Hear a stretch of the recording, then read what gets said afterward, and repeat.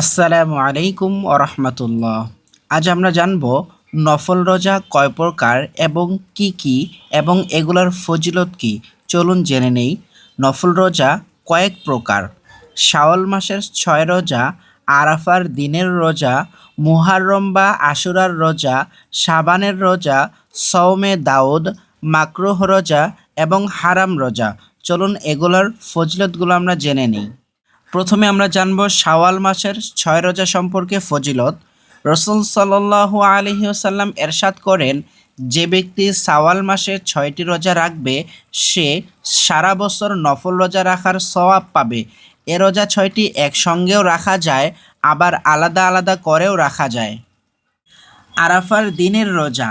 জিলহজ মাসের 9 তারিখে আরাফার দিন বলে রসুল সাল্লাল্লাহু আলাইহি ওয়াসাল্লাম এরশাদ করেন, যে ব্যক্তি জিলহজ মাসের 9 তারিখে রোজা রাখবে তার বিগত এবং আগামী বছরের সকল গুনাহ মাফ করে দেওয়া হবে। উল্লেখ্য যে জিলহজ মাসের 1 থেকে 9 তারিখ পর্যন্ত ইবাদত বন্দেগী করাও অনেক ফজিলত হাদিসে বর্ণিত হয়েছে। মুহাররম বা আশুরার রোজা।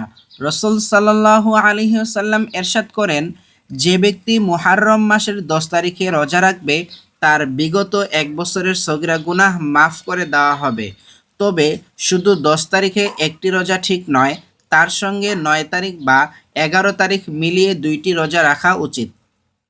শাবানের রোজা। হযরত আয়েশা রাদিয়াল্লাহু তাআলা আনহু থেকে বর্ণিত, তিনি বলেন, আমি রাসূল সাল্লাল্লাহু আলাইহি ওয়াসাল্লামকে রমজান ব্যতীত অন্য কোনো মাসে পূর্ণ 1 মাস রোজা রাখতে দেখিনি, কিন্তু শাবান মাসে সবচেয়ে বেশি রোজা রাখতে দেখেছি। উম্মতের প্রতি আদেশ হচ্ছে শাবান মাস অর্ধেক হয়ে গেলে আর রোজা রাখবে না। 15ই শাবানের রোজা। রসুল সাল্লাল্লাহু আলাইহি ওয়াসাল্লাম এরশাদ করেন, 14ই শাবানের রাতে যারা ইখলাসের সাথে ইবাদত বন্দিগির মধ্যে কাটাবে এবং 15ই শাবান রোজা রাখবে তার অতীতের সকল সগীরা গুনাহ মাফ করে দেওয়া হবে। উক্ত রোজাটি তো রাখবেই, সাথে এর আগে 13 ও 14ই শাবান রোজা রেখে আইয়ামে বীজের রোজা পূর্ণ করা আরও উত্তম। সওমে দাউদ। যদি কেউ সারা বছর রোজা রাখতে চায় তার জন্য উত্তম হলো হযরত দাউদ আলাইহিস সালাম যে নিয়মে রোজা রাখতেন সে নিয়মে রাখা, আর তা হলো একদিন রোজা রাখবে অন্যদিন বন্ধ রাখবে। এ পদ্ধতি উত্তম। ওয়াজিব রোজা 2 প্রকার: যে নফল রোজা রেখে ভেঙে ফেলা হয়েছে তার কাজা ওয়াজিব। 2.